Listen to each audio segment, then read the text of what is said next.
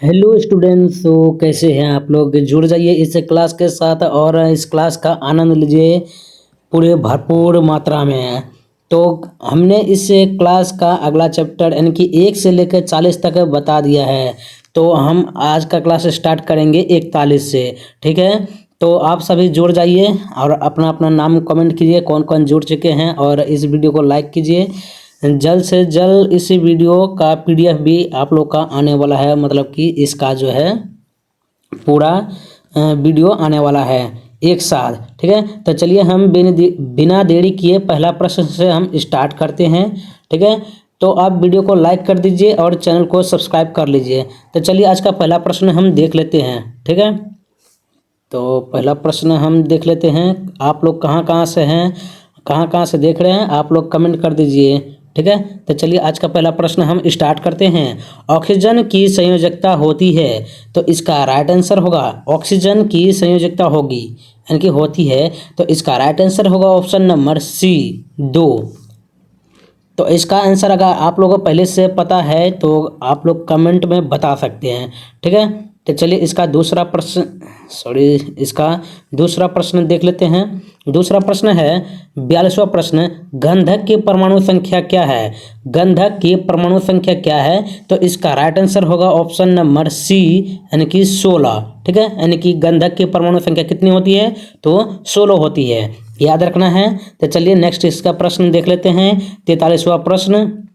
ठीक है, इसका 43वां प्रश्न है अभिक्रियाशील समूह यानी कि CO को क्या कहते हैं? तो इसका राइट आंसर हो जाएगा ऑप्शन नंबर ए यानी कि एल्डिहाइड समूह।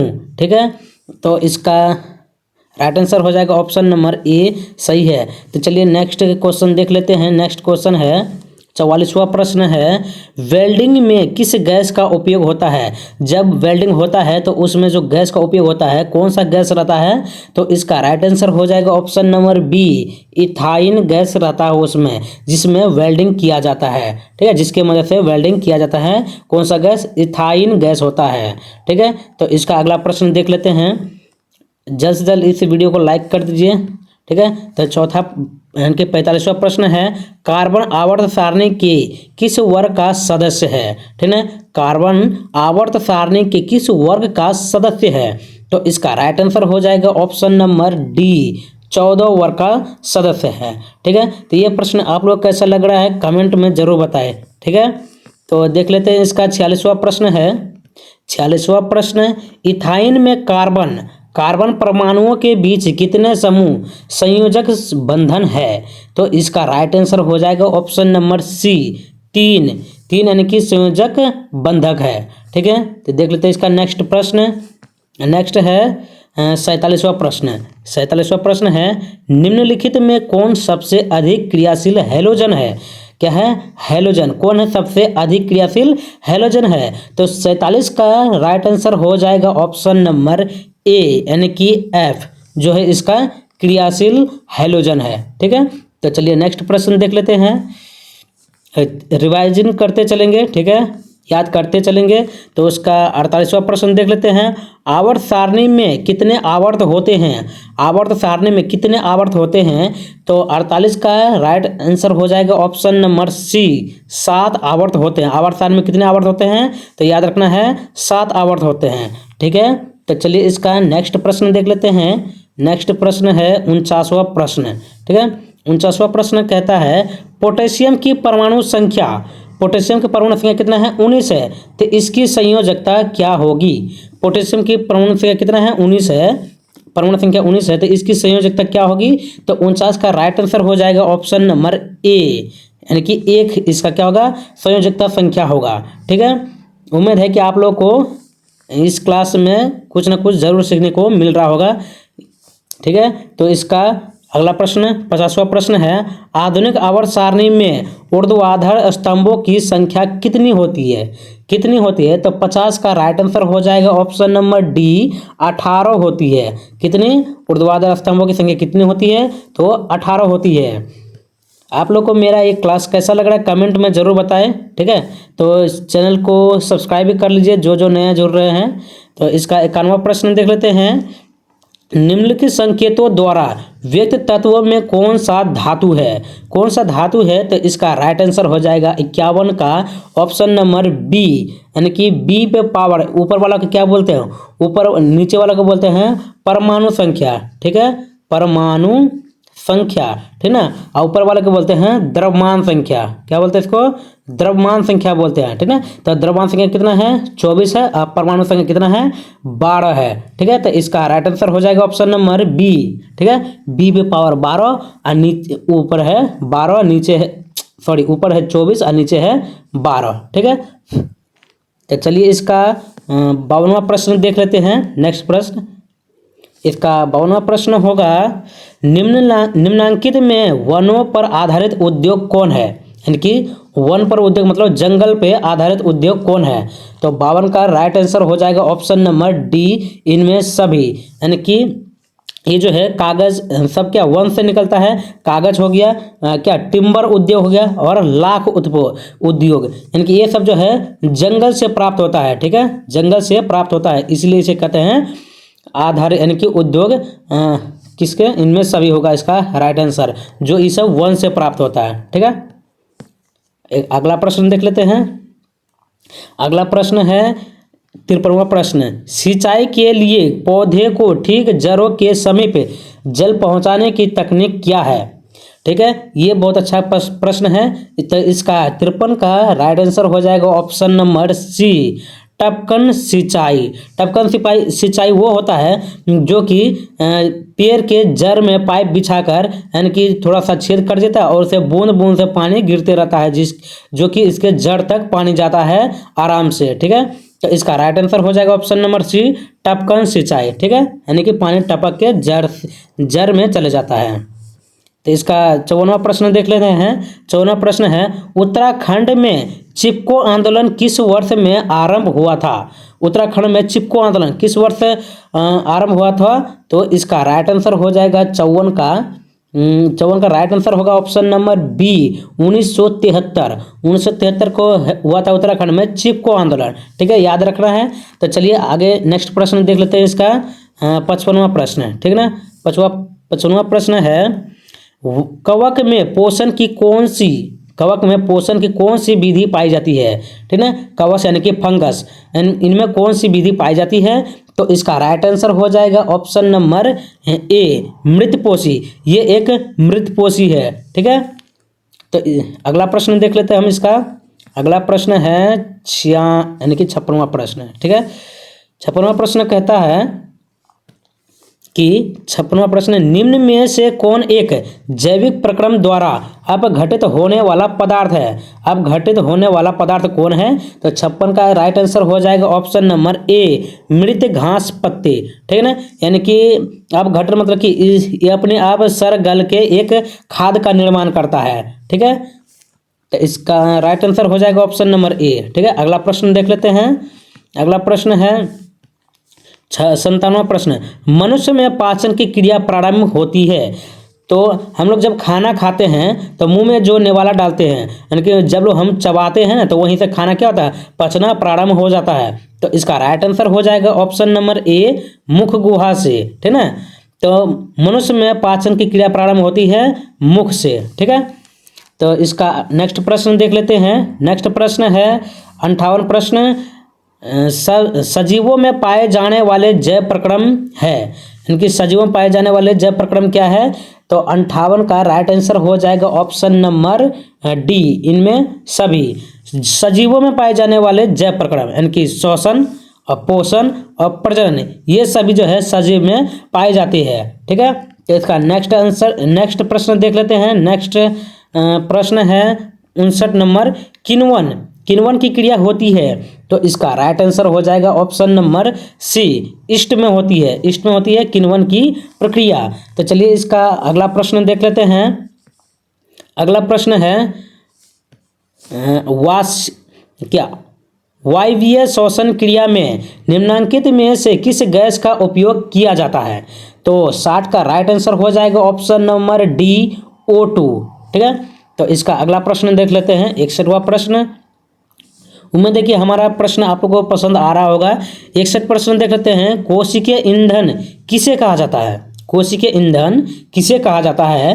तो 61 का राइट आंसर हो जाएगा ऑप्शन नंबर सी, ग्लूकोज को क्या कहते हैं? कोशिकीय ईंधन कहा जाता है। ठीक है, तो इसका अगला प्रश्न देख लेते हैं। अगला प्रश्न है 62वां प्रश्न, पौधे में वाष्प उत्सर्जन मुख्यतया किस अंग में होता है? वाष्प उत्सर्जन किस में होता है? तो इसका राइट आंसर है ऑप्शन नंबर सी, पत्ती में होता है। इसका क्या?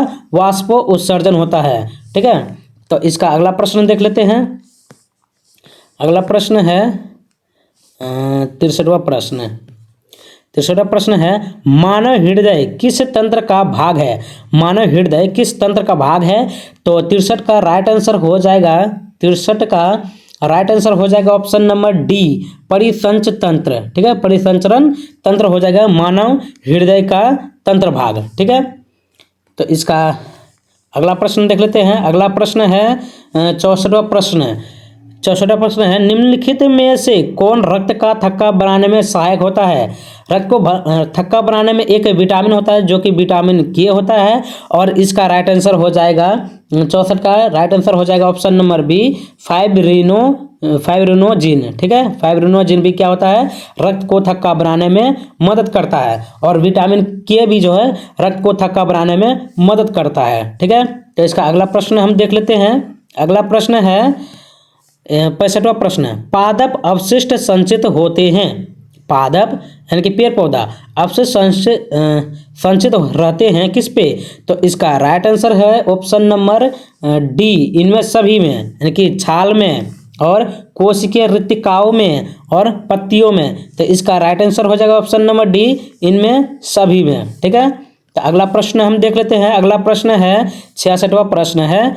66वां प्रश्न, अमीनो अम्ल के विखंडन से क्या बनता है? अमीनो अम्ल के विखंडन से क्या बनता है? तो 66 का राइट आंसर हो जाएगा ऑप्शन नंबर सी, NH3 बनता है। ठीक है, अमीनो अम्ल की विखंडन से क्या बनता है? NH3। तो अगला प्रश्न देख लेते हैं। इसका अगला प्रश्न है 67वां प्रश्न, वृक्क का प्रधान कार्य क्या है? वृक्क का प्रधान कार्य क्या है? तो 67 का राइट आंसर हो जाएगा ऑप्शन नंबर सी, प्रजनन। यानी कि वृक्क का प्रधान कार्य क्या है? तो प्रजनन करना। ठीक है, तो इसका अगला प्रश्न देख लेते हैं। अगला प्रश्न है 68वां प्रश्न। 68वां प्रश्न है, इनमें से कौन पादप हार्मोन है? आपको बताना इनमें से, यानी कि ऑप्शन नंबर ए में इंसुलिन है, और थायरॉक्सिन है, और एंड्रोजन है, और साइटोकाइनिन है। इनमें से कौन पादप हार्मोन है, यानी कि पेड़ पौधों वाला हार्मोन है? आपको बताना है। तो 68 का राइट आंसर हो जाएगा option number D, cytokinin. Cytokinin जो है यानी कि पादप हार्मोन है। ठीक है, यानी कि पेड़ पौधे का हार्मोन है साइटोकाइनिन। ठीक है, तो इसका राइट आंसर हो जाएगा ऑप्शन नंबर डी। अगला प्रश्न देख लेते हैं। अगला प्रश्न है 59वां प्रश्न, 69वां प्रश्न है ना, फल पकाने वाला हार्मोन है, यानी कि फल जो पकता है वो कौन सा हार्मोन की वजह से पकता है? तो 69 का राइट आंसर हो जाएगा ऑप्शन नंबर सी हो जाएगा, एथिलीन। एथिलीन की वजह से फल पकता है। ये एक गैसीय हार्मोन है जो फल को पकाने में मदद करता है। एथिलीन एक गैसीय पदार्थ है जो फल को पकने में मदद करता है। तो फल पकाने वाला हार्मोन कौन है? एथिलीन है। तो इसका राइट आंसर हो जाएगा ऑप्शन नंबर सी, एथिलीन। ठीक है, अगला प्रश्न देख लेते हैं। 70वां प्रश्न। 70वां प्रश्न क्या कह रहा है? मनुष्य में कपाल यानी कि कपाल जो है, कपाल तंत्रिकाओं की संख्या कितनी होती है? मनुष्य में कपाल तंत्रिकाओं की संख्या कितनी होती है? तो इसका राइट आंसर हो जाएगा ऑप्शन नंबर ए, 12 जोड़ी होती है। कपाल में कितना? 12 जोड़ी होता है, याद रखना है। ठीक है, इसका 71वां प्रश्न देख लेते हैं। 71वां प्रश्न कह रहा है, रुधिर चाप नियंत्रित होता है। रुधिर चाप जो है नियंत्रित होता है। तो इसका राइट आंसर हो जाएगा 71 का option number C, adrenal. Adrenal द्वारा क्या होता है? रक्तचाप नियंत्रित होता है। ठीक है, एड्रिनल द्वारा। ठीक है, आम भाषा में एड्रिनलिन में कहा जाता है, जिससे कि रुधिर चाप नियंत्रित होता है। तो इसका नेक्स्ट प्रश्न देख लेते हैं। 72वां प्रश्न है। एक मिनट,